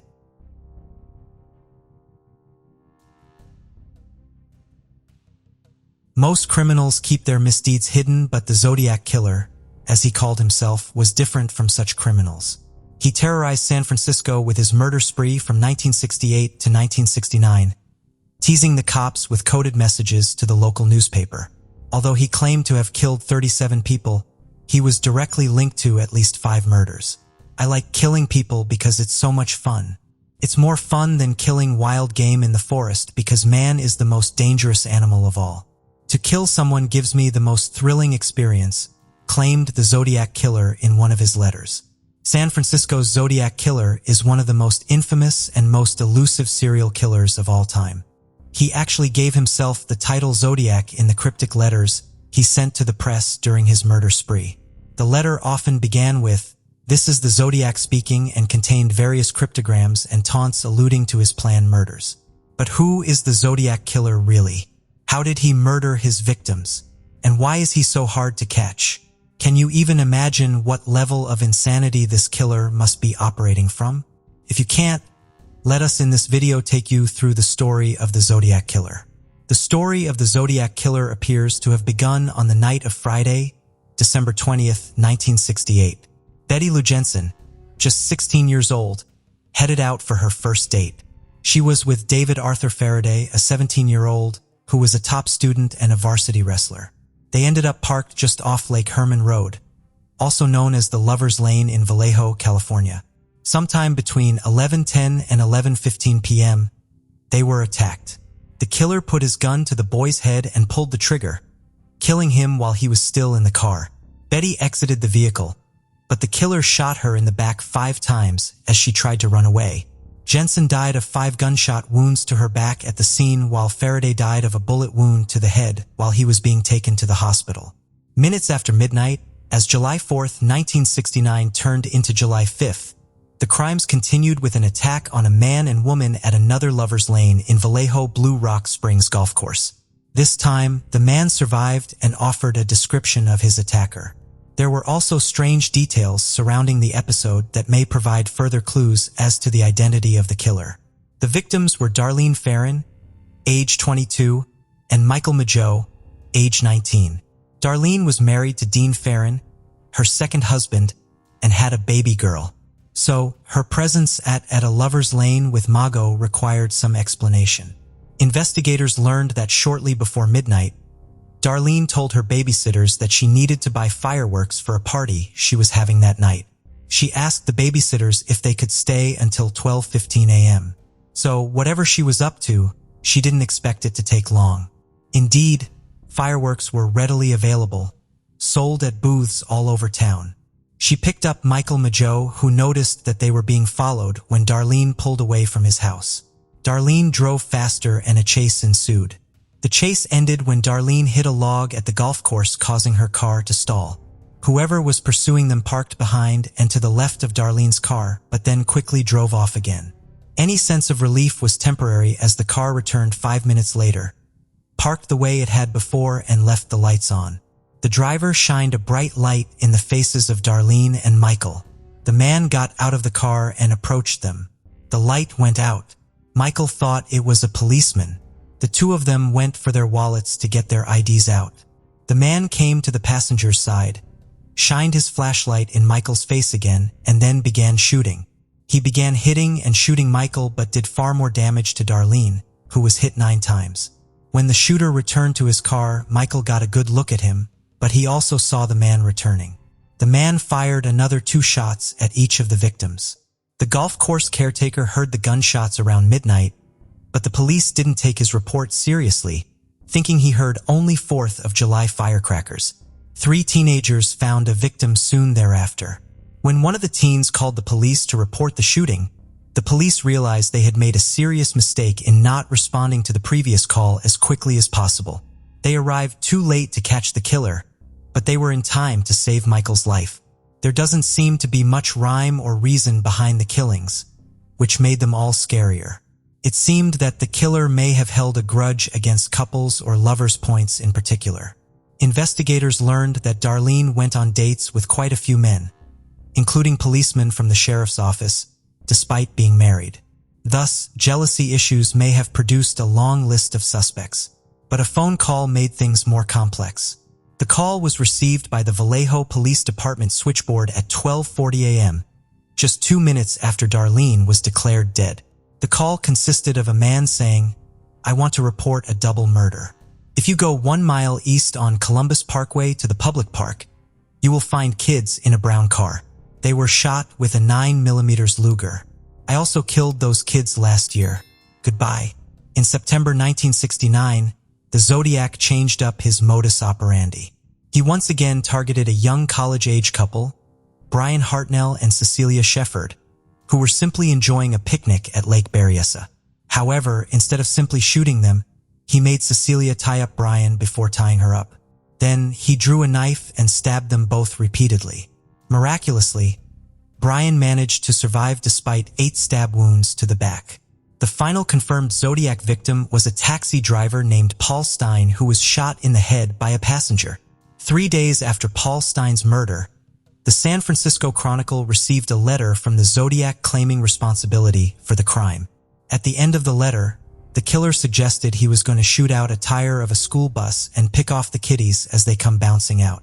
2 of the Zodiac's victims managed to survive, giving the police plenty of evidence to go on. Plus, the Zodiac didn't exactly hide from the spotlight. He sent at least 18 letters to both newspapers and private citizens during his murder spree. Despite the amount of available evidence, the police had no luck in discovering the killer's identity during the initial investigation. On July 31, 1969, the next communication from the killer came in the form of the letter sent to 3 area newspapers: the San Francisco Chronicle, the San Francisco Examiner, and the Vallejo Times-Herald. In the letters, in order to prove them genuine, the killer revealed information that only he and the police knew. The letter stated the details of the murders, which were unknown to the public. Details such as the brand name of the ammo used, number of shots fired, the position in which his victims were found dead, ornaments his victims wore, and what body parts he shot them.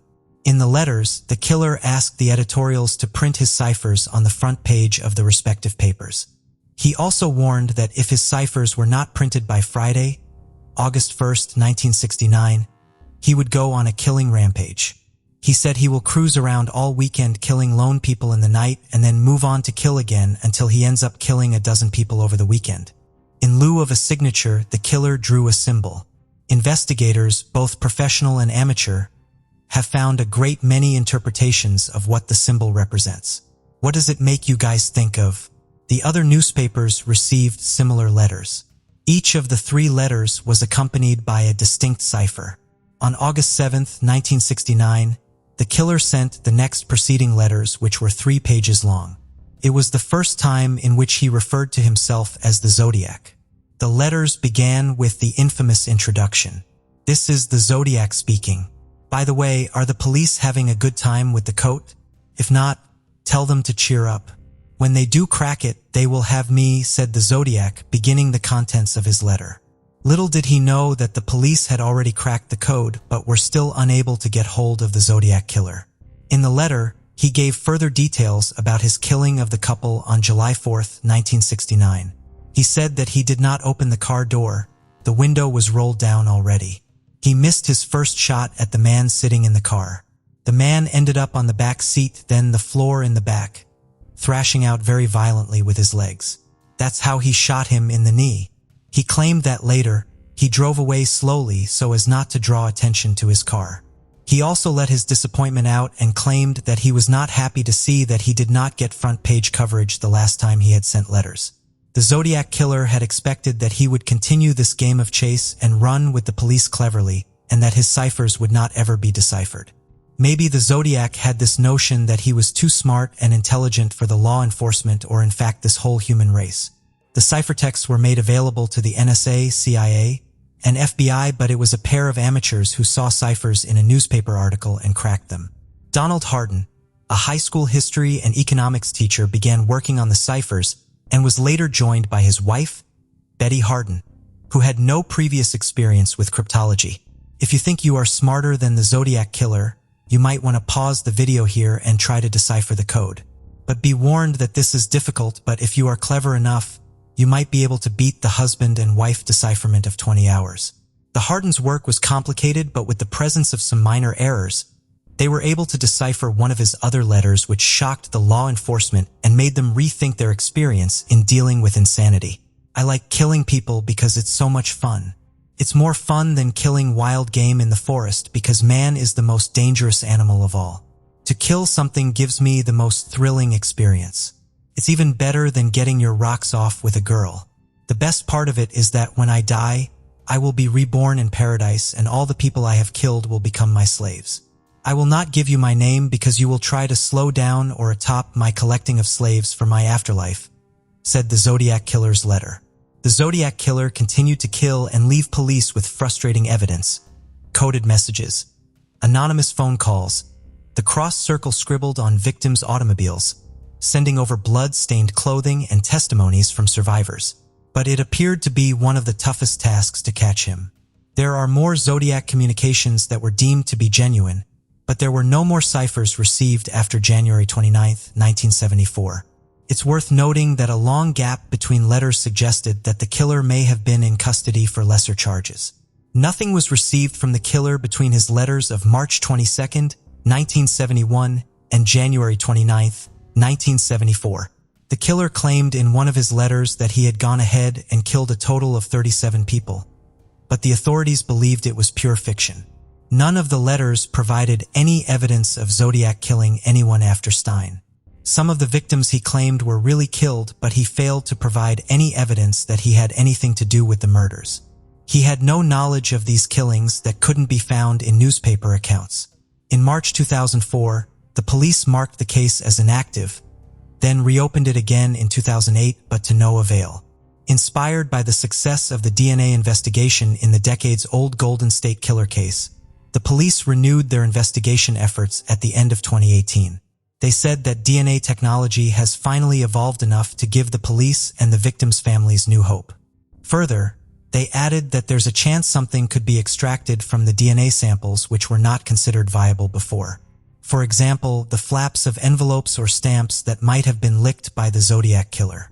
Despite hope aroused by the DNA advancements, the Zodiac Killer has managed to evade the authorities to this day. Decades have passed since his murder spree, and the case still has thousands of potential aspects. All police departments have limited resources, both in terms of manpower and money that can be allocated to forensic research. Plus, the somewhat careless way in which genetic materials were handled before the evolution of DNA technology does not help the investigators move forward. However, the Zodiac enthusiasts remain convinced that the killer is not only alive but that he can still be brought to justice. Are they right? Only time will tell. The Zodiac Killer may be one of the scariest murderers in San Francisco's history, but he's far from the only one. Crime writer Robert Ray Smith argued that the Zodiac Killer remained active through the 1980s and murdered dozens more people, though his view remained controversial. During the 1990s, several investigators claimed to have identified the Zodiac Killer. The suspect most often cited was Arthur Lee Allen, a Vallejo, California school teacher who had been institutionalized in 1975 for child molestation. Proved. What do you guys think? The art and science that is cryptanalysis are constantly improving and computers are becoming ever more powerful. Do you guys expect the unsolved Zodiac ciphers to reveal the killer's identity? Or perhaps their eventual solutions will provide one extra clue that helps unravel the case? Do you guys think that this case, which shook law enforcement and highly influenced pop culture, will ever come to its resolution? Let us know your thoughts in the comments below. On the March 21, 1998, the Bradley family from Virginia embarked on what was to be the holiday of a lifetime. Parents Ron and Iva, 21-year-old son Brad, and daughter Amy, who was just shy of her 20th birthday. They were a tight-knit family, but Amy and her brother Brad were especially close and more like best friends. Amy Lynn Bradley was a talented and sporty young woman. She was a former swimming instructor and athlete and had her pick of many scholarships after she graduated high school. She was a sports science major and was about to undertake a master's degree in sports psychology. The holiday was a nice opportunity for her and her family to spend some quality time together before Amy started her studies again. Ron Bradley had been given the tickets by his work, and although the family were excited for the all-expense-paid holiday, Amy seemed less sure on going. Although she was a confident swimmer, she wasn't a fan of the ocean. She finally came round to the idea, though, and the family would be traveling on a luxury cruise liner called Rhapsody of the Seas. The ship was taking around 2,500 passengers from Puerto Rico to Aruba. A couple of days into the trip, on March 23rd, the family dined out. The dress code was black tie, and Amy was receiving a lot of attention from fellow passengers and crew members, including the ship's band. Amy and her brother Brad had some official photographs taken that would be available for the families to buy later on. They were seen wearing formal attire along the stairwell of the ship. While the photographs were being taken, Iva said that a waiter had approached the table asking if he could talk to Amy, as some of the staff wanted to take her to a bar on the mainland before they set off again. Her mother described this as strange, and when Amy and Brad rejoined the table, she told Amy what he had said. Amy agreed with her mother and said she would definitely stay on the ship. After they finished their food, they headed upstairs to the nightclub. Some of the cruise ship staff that the family had seen at dinner were also in there, including the ship's band. At around 1 a.m., Ron and Ivar headed to bed, but Amy and Brad stayed with the people in the band. Amy's mother kissed her, told her she loved her, and that she would see her in the morning. As 4 a.m. rolled around, a tired Brad headed back to the cabin to join his parents, and 15 minutes later, Amy did too. They spoke on the balcony for a while, and Brad headed to bed, leaving Amy there. When her father woke up just after 5 a.m., he said he saw Amy was still on the balcony, and he went back to sleep, satisfied that both of his children were now safe in the cabin. But 30 minutes later, when Ron awoke again, he said that Amy was no longer on the balcony nor in her bed. All of her belongings were in the cabin, and it appeared the only thing missing were her cigarettes and lighter. Even her shoes were still there. What could have possibly happened in just 30 minutes? Ron assumed she must have headed to the main deck, but after searching for over an hour, it appeared she had vanished. Almost 2 hours after she had last been seen, the captain of the ship authorized a call out over the tannoy for Amy Bradley to head to the service desk.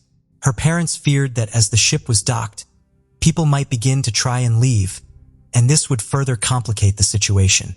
Panic further began to mount in her family's minds when the captain said that regardless of any situation, passengers had to disembark the ship as scheduled. With the majority of people now leaving the ship, the captain and his crew began to search for the missing Amy. Her mother, Iva, was convinced that her going missing was tied in with the attention she had been receiving the previous evening. As her brother was out looking for her, the bass player of the ship's band, Alistair Douglas, allegedly approached Brad, saying he was sorry to hear about her being missing. As there had been no announcements to confirm she was missing, and with only the captain and security team being aware of this, her brother was confused and concerned that he knew about it. This is a claim that Alistair Douglas would later refute. After almost 12 hours of searching, the crew concluded that Amy was not on the ship. And when her parents begged for an official announcement to be made that she was missing, the captain refused on the grounds it would disturb the other guests. The crew asked the family if she had maybe fallen into the water or committed suicide, but both of these theories were squashed by the Bradley family. Because Amy didn't like the ocean, she would have never gotten too close to the rails, so this seemed impossible to have done on her own accord. She was happy and excited for her future, and suicide just didn't seem viable. The ship had just 4 hours before it would set sail again, and the captain said they either had to disembark or stay on, despite the crew saying that Amy was not on the ship. It was a heartbreaking choice to have to make, but the family eventually chose to disembark in Carousel, and they watched the boat sail away to St. Thomas without them. Essentially stranded in a foreign land, the family contacted the FBI and begged for help. The FBI told them to fly to St. Thomas and get back on the ship at any cost, and on their say-so, the FBI contacted the cruise liner, and upon probing for more information, they determined that a full and thorough search had not actually been carried out. Valuable time had now been lost, and what had started as a dream holiday had descended into a living nightmare for the Bradley family. It was now the March 26th, and with the FBI on board the ship, it was finally being investigated as a missing persons case. The case would take a sinister turn when the photographer that had taken photos of Amy and Brad realized that these photos had disappeared from the public gallery only a few hours after they had been put up. Only Amy and Brad's photographs were missing. Two panicked witnesses came forward and said they'd seen Amy coming out of a lift at around 5:45 a.m., heading back into the nightclub with Alistair Douglas. He was now the last known person to be seen with her. Off the back of this information, he was given a polygraph test, which he passed. The cruise ship had a videographer who would record the holiday as part of promotional material for the company. This same videographer would unknowingly film Amy on the same morning she disappeared, dancing in the nightclub with the bass player. And when he realized he had filmed her, he turned over all his footage to the security team on board with the intent of it going to the FBI. But for unknown reasons, this was not done, and it would be well over a year before the footage would come to light. As soon as the cruise ended, the Bradley family headed back to Carousel to continue their hunt for Amy. A local cab driver told the family that Amy had in fact approached his cab that morning as people started to disembark the ship. She ran over and asked him where the nearest phone was. His description of Amy convinced the family it was definitely her that he had seen. He told them to look in 3 specific locations on the island, but the searches turned up nothing. They had been on the island for 4 days and were driving when Brad heard a familiar voice. He was convinced it was Amy calling out his name. When they caught up with the van, he thought he heard the sound come from. There was only a driver inside. Brad would say he didn't know if they had followed the wrong van or simply heard what he'd wanted to hear. The exhausted family eventually had to leave and return home to Virginia. In August 1998, a Canadian tourist called David Carmichael, visiting Carousel, claimed he had come face-to-face with Amy Bradley. He would later say that one of the men fit the description of Alistair Douglas. The cab driver and Carmichael's accounts further cemented her family's initial fears that she had been kidnapped, forced off the ship, and was now being held captive on the island. Theories surrounding the sex slave industry and potential human trafficking would further arise. In the fall of 1999, the Bradley family finally saw a glimmer of hope. They were contacted by a private investigator called Frank Jones, who was a former U.S. Army Special Forces officer. He was keen to help the family and believed he had the means and the backing of his old Army Ranger colleagues to help save her. Jones had heard from an insider, a cook called Margarita, that Amy was being held captive in a housing complex surrounded by barbed wire and guards. She said she often saw Amy shopping and working out, but was never alone and was always with a man with long blonde hair. She was able to give accurate details of Amy's many tattoos, and the Bradleys agreed that this lead could not be ignored. Between Ron, Iva, friends, other family members, and even Ron's former company, a total of $210,000 was paid to Frank Jones over several years to help with what could be an immense and difficult rescue mission. He sent the family several pictures of a woman on a beach with a man with long blonde hair. She had Amy's build and the same tattoo on her ankle. Ron and Iva finally had some hope that their beloved daughter was alive. This hope would come crashing down when the truth finally came out. Frank Jones was actually a cold-hearted and manipulative con man. He had never served in the army and had been spending their money on what was essentially a long holiday. The photos were posed for by models with a man wearing a blonde wig and a fake tattoo on the woman's ankle. Margarita was also a liar who had taken around $8,000 from the family. This only came to light when another private investigator and trusted friend of the Bradleys, Tim Buchholz, began to keep a closer eye on Jones. He observed him for a long time and contacted the Bradleys to tell them the truth about the man they had trusted to help them. The family were devastated. In February 2002, Jones was charged with defrauding both the Bradleys and the nation's missing children's organization. He pleaded guilty to mail fraud and was sentenced to 5 years in prison. He was also told to repay every penny. Ron Bradley would later say, "If it was your child, what would you do? So I guess we took a chance and I guess we lost." Another lead was reported to the FBI, again from the island of Carousel. Back in 1999, an American naval officer was visiting a brothel. He claimed that a woman walked straight up to him, grabbed his arm, and said her name was Amy Bradley. She needed help and she was being held captive. The naval officer never reported this to anyone for fear of the repercussions that would come with admitting he had been in a brothel while on duty. When the FBI eventually got hold of this information, it turned out the brothel had since burned down, and there was no evidence or further witnesses to be found there. Another massive lead came in February 2005, when a photo was anonymously emailed to the family. It showed a woman called Jazz on an escort site based in the Caribbean. A forensic detective compared these photos to the photos of Amy from 7 years ago and determined it was absolutely her. He said he would even bet his career on it. This image was circulated using an appearance on The Doctor. Phil Show in November 2005. Again in February 2005, a lady named Judy Mora claimed she had seen Amy in the public bathroom of a department store in Barbados. She was closely guarded by 3 men who were threatening her to make sure she followed through on some sort of deal. As soon as the men left, Judy tried to help the woman. She said her name was Amy and began to say she was from Virginia when she was pulled away by the men, despite multiple claims of sightings, pictures, and new composite sketches of what Amy could look like now. She is still missing, and no charges have ever been filed in her disappearance. 12 years after Amy disappeared in 1998, she was declared dead in absentia on March 24, 2010. Her family continue to pray daily that they will find out the truth as to what happened to their daughter, and the FBI welcome any further details regarding the case. If you have any information relating to the disappearance or whereabouts of Amy Lynn Bradley, please contact the FBI. Alternatively, you can leave an anonymous tip online. This is the story of an 18-year-old Anita Nudson, a student at Monastia University who was killed nearly 15 years ago. She was found stabbed to her apartment on June 4, 2007. Years later, after the case went cold, it was found out that her roommate was involved in the murder.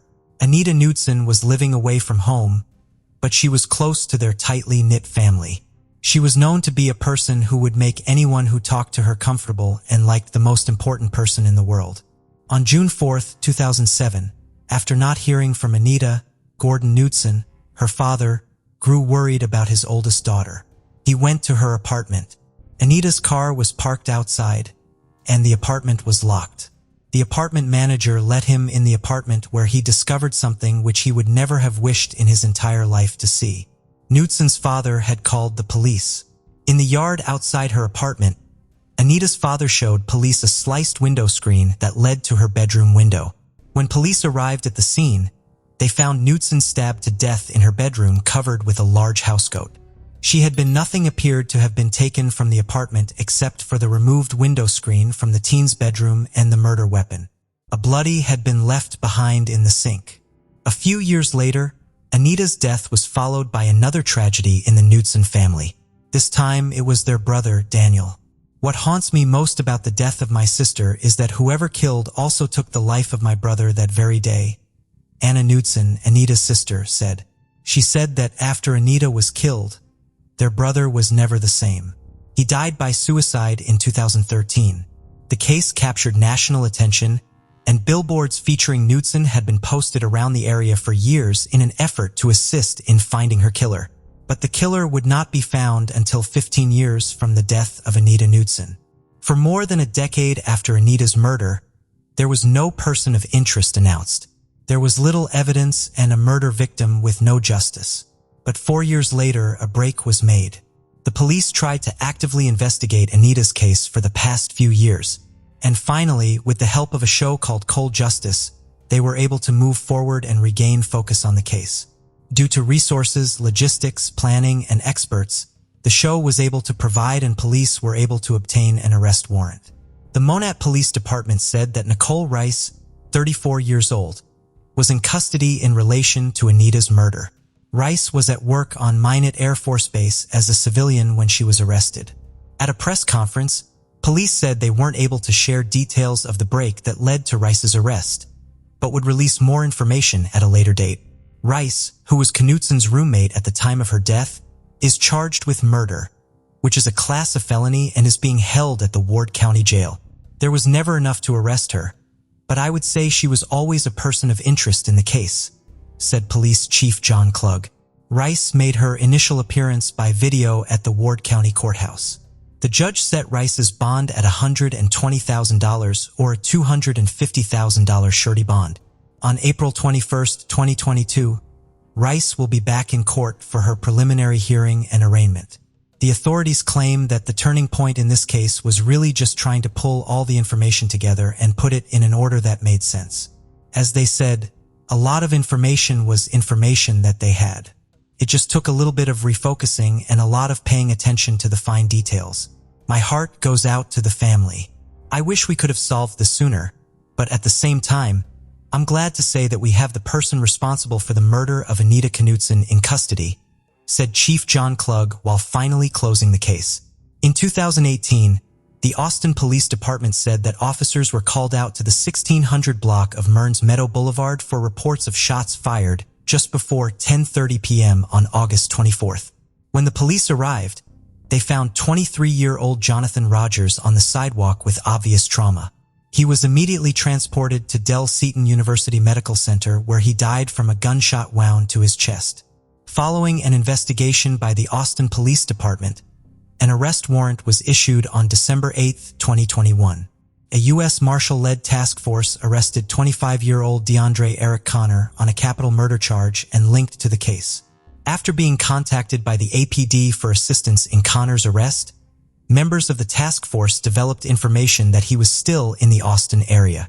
Connor was observed at an apartment complex off Runberg Lane, where he was surrounded and arrested without incident. Connor was taken to the Travis County Jail where he'll await judicial proceedings. Unfortunately, this was all the information that I could find on the internet about the case of Jonathan Rogers. Cases like Jonathan's are far too common in the United States. Stories like his also receive far less media attention on average, making the process of finding sufficient information about him tedious and difficult. It is unfortunate that not only is justice being served slowly, but that Jonathan's story is also steadily being forgotten. This is the story of a 1995 cold case murder of a 14-year-old Atlanta girl, which was solved after more than 25 years thanks to DNA and genealogy technology. She dreamt of being a doctor and was days away from middle school graduation. Nicole Smith was excited to shop for a pretty white dress to wear to the ceremony, but it turned out that she had a dark and sad ending to her fortunes. On June 7, 1995, Nicole Smith was walking to school with her sister, but forgot something and walked through the woods to return home. In the woods, she was confronted by a man who brutally assaulted her twice in the face. 2 security guards at a nearby apartment complex heard the shots and ran into the woods, where they found Nicole and her book bag, which contained her identification and address. Smith, Nicole's mother, said that she had heard the gunshots followed by the sound of a police helicopter. There was a knock on her door, and when she opened it, 2 Atlanta police officers told Smith that Nicole had been killed. Smith identified her daughter at a funeral home. "I saw that she had cried and had tears dried up on her face," Smith said. Immediately after her body was found, a massive investigation was launched. The case was a priority for Atlanta police, but eventually, the investigation went cold as the authorities could not name a suspect for a very long time, and the investigative techniques got exhausted. Despite interviewing hundreds of people and taking blood samples from at least 50 people, the police could not find a solid lead to take the case forward and name a prime suspect. This was therefore closed with no hope of finding the suspect. On Detective Vince Velasquez's sheer motivation, the case was reopened by him in February 2002, even after encountering no leads for almost 2 years. In February 2004, the case took a turn when another young girl had been assaulted in East Point, Georgia, and managed to survive to report to the investigative authorities. Immediately after, 13-year-old Betty Brown reached out to the authorities. They took no time in collecting DNA samples from her crime scene and sending it to the genealogy department for identification. As it turned out, the samples from Smith and Brown's crime scenes matched, giving the authorities a sliver of hope that the suspect had not eloped and was still around. After having the information that the suspect of both crimes was the same man, the police left no stone unturned in finding out his description. Brown showed her whole support to the Smith family by agreeing to be part of the investigation and helping the authorities draw the sketch of the suspect. This case has not died, Velasquez stated in a conference after taking retirement in 2017 and handing over the case to Scott D. Meester, who is a homicide detective on the Cold Case Squad with the Atlanta Police Department. However, years passed on, and there was no sign or identification ancestry databases. According to Meester, investigators were able to put an end to their long-lost hope after they were alerted, just before the day of Christmas, that the DNA on the two crime scenes indeed matched that of a man named Arnold. Shockingly, the detectives found out that Arnold had been dead for a few months due to liver and kidney failure in a hospice facility. Today for me is a bittersweet moment, Nicole's mother, Aquinelia Smith, said on the day of the press conferences. So many unanswered questions I had for him, she said while breaking down. Brown was also present there, and he tested how long it took for the investigation to complete. Jodie Arias, a charismatic young woman in her 20s. She was a gorgeous blonde with a smart personality and witty mind. She was born on July 9, 1980 in Salinas, California. She was the most loved child among her 4 brothers and sisters. Her parents adored her in every possible manner. She loved photography and had taken up this hobby to start a career in it. She left her high school and began her career as a full-time photographer. But certainly life had other plans for her. Despite her intense passion for photography, she kept on failing and could not make a living out of it. In order to survive, she had to leave photography. Later, she took up a job as a waitress in a nearby restaurant, but her love for photography never ceased. Jodie was 21 years old when she began working as a waitress in a renowned restaurant in California. It was then when she met her very first boyfriend. Daryl Brewer was a 40-year-old man when he started dating Jodie. Things seemed to be pretty casual at first, but as time passed, both of them came into a serious relationship. The relationship was quite odd as Daryl was older than Jodie. Her friends often told her she deserved better, but still she went on pursuing the relationship anyway. Things were going pretty smooth, and almost a year had passed when Jodie started working at prepaid legal services along with her job as a waitress. Both Jodie and Daryl had moved into a home together in February 2005. So Jodie needed to work 2 jobs in order to keep up with the expenses. This was the time when a young man named Travis Alexander caught Jodie's eye. Daryl and Jodie had major age differences, because of which Jodie was having second thoughts about continuing her relationship with Daryl. She was more prone to cheating and deceiving her boyfriend than anyone else. Her vulnerability spoke volumes, and she found herself attracted to the young man Travis Alexander. Travis Alexander was born on July 28, 1977 in Riverside, California. He was one of the 8 children of his parents, but after his father's untimely death, he was sent to live with his grandparents. Travis was a very religious man and was an avid member of the Mormon Church. He was a motivational speaker alongside a legal insurance salesman at the time he met Jodie. A conference was held in February in Las Vegas, which was attended by both Jodie and Travis. It was not long until Jodie caught the eye of the young speaker. They both had immense interest in one another, which resulted in Jodie's relationship with Daryl crumbling into ashes. Following this attraction between Jodie and Travis, Daryl suffered major consequences as fights began to happen between him and Jodie. He knew for sure that their age difference was a problem, but did not think that it would lead them to a breakup. Few months later, Daryl and Jodie called it quits and Daryl moved out of their shared home. Later, that home, since it wasn't owned by anybody, it went to the foster funds of the community. By February 2006, Travis and Jodie had already started dating. Due to Travis's faith, he baptized Jodie into his Mormon faith, and they both continued to be in a relationship. 5 months later, the couple mysteriously broke up. Travis' friends reported that they were never fond of Jodie, as she was very possessive when it came to her boyfriend. She wanted to mark her territory, as she was more into Travis than he was into her. Her extreme possessiveness led the couple to a breakup. According to several of Travis' friends, Arias would follow him to the bathroom and wait outside the door, eavesdrop on his conversations, and forward his private emails with other people to herself. And that was just the beginning.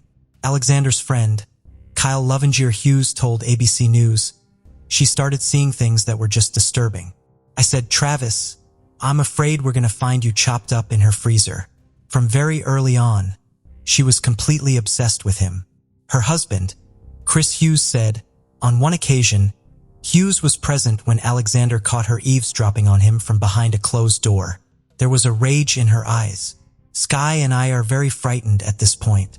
She might burn down our house, with all of us in it," you said. The shocking thing was that Travis and Jodie kept on having physical relationships even after their breakup. Travis wanted to marry a virgin Mormon girl, whereas he had broken this vow with Jodie. According to him, Jodie was not suitable for marriage anymore, but he did not want to give up on the amazing sexual relations they both had. Meanwhile, Jodie was obsessed with Travis. She had assumed that he was the love of her life. She would stalk him at night. She even moved into the same city as Travis after their breakup. Travis only wanted physical relations while Jodie wanted him all. The secret relationship continued until in February 2007, Travis started dating someone new. This irritated Jodie, and she started sending threatening emails to his new girlfriend.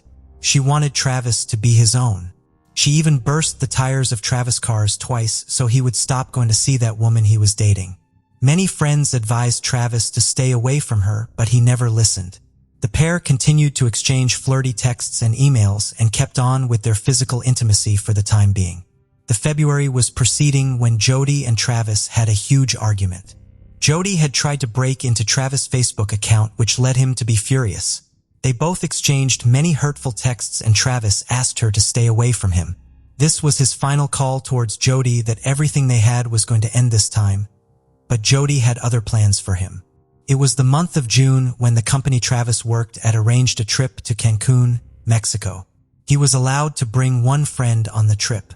Instead of choosing Jodie, he chose a woman named Mimi who he was trying to date at that time.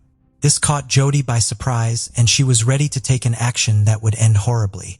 Meanwhile, Travis and his new friend Mimi were excited about this trip without even knowing what awaited them. On May 28th, Arias' grandparents' home was burglarized. One of the items that was stolen was a .25 caliber automatic Colt pistol, which was never recovered. Arias tried to get a hold of Alexander on June 2nd, but he did not answer. The two eventually spoke for about 18 minutes on one phone call and on a second one that lasted for 41 minutes. She set out in the early hours of the morning to drive south to rent a car for a trip to Utah. On June 2nd, 2007, the very same day, Jodie rented a car and drove to Travis' apartment out of the blue. For some reason, she had taken her camera with her. That day, instead of letting her go, Travis invited her into his apartment.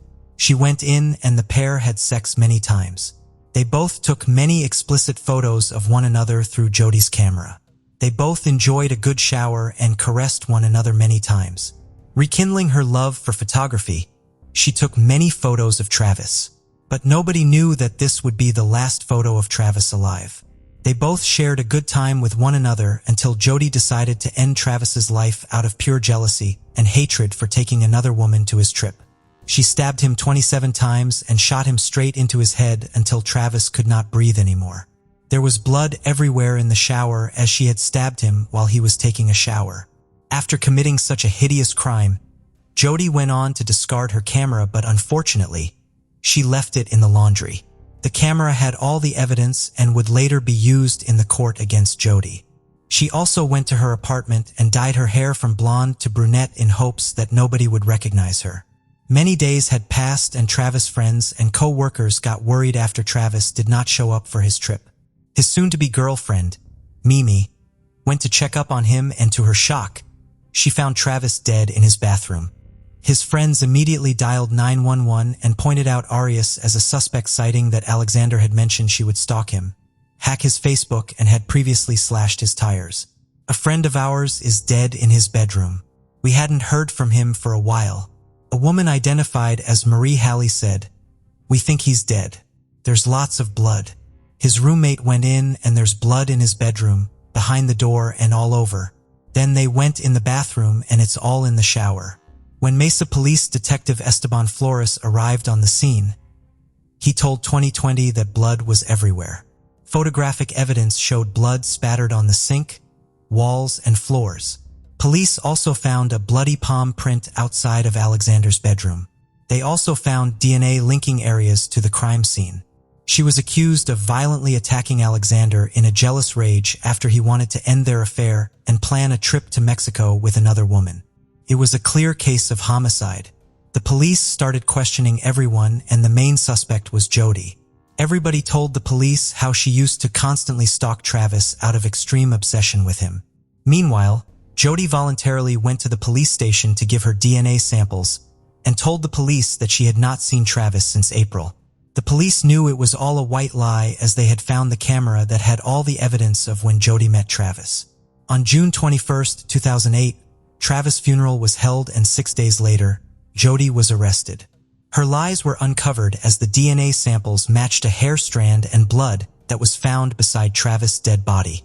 Long hours of interrogation were conducted with Jodie, but she never confessed to murdering her ex-boyfriend. She was resistant, but the jury had all the evidence they needed to prove her guilty. She gave many interviews and told the story of how Travis was her best friend and how she loved and respected him. She also denied having seen Alexander on the day that he died, then claimed 2 men had killed him in a home invasion before changing her story again to self-defense. This was just a way of swaying away the attention of the media from the actual topic. Jodie pleaded not guilty after being extracted from California to Arizona. This meant that she was going on a trial. Her story was weak as she kept changing it. One time, she said that she had not seen Travis since April, and the next moment, she said that she had called him 2 days before his murder. In another account, she tried to portray Travis as an abusive boyfriend and said that she killed him in her defense. All of this did not work. Finally, on May 7, 2013, Jodie was found guilty of first-degree homicide and was sentenced to life in prison without the possibility of parole. Prosecutors had sought the death penalty but didn't secure enough juror votes to achieve it. At the time, Arias expressed her preference for execution. "Death is the ultimate freedom," she said during a television interview after the verdict. "I'd rather just have my freedom as soon as I can get it." This brought justice to the family of Travis, but the void that had been left in their lives was never going to be fulfilled, as Travis was never going to come back again. Such stories make you scared of falling in love, as they seem quite horrible when it comes to their manifestations. But this is the world we live in. Thank you for joining us on this journey into the depths of unsolved mysteries. Cold cases not only challenge our understanding of the past, but also ignite our curiosity and determination for answers. Remember to subscribe to stay updated on our latest investigations. And if you have any information regarding the cases we've covered, don't hesitate to reach out. Together, we can shed light on the shadows of the past and bring closure to those who seek it. Until next time, stay vigilant, stay curious, and never stop seeking the truth.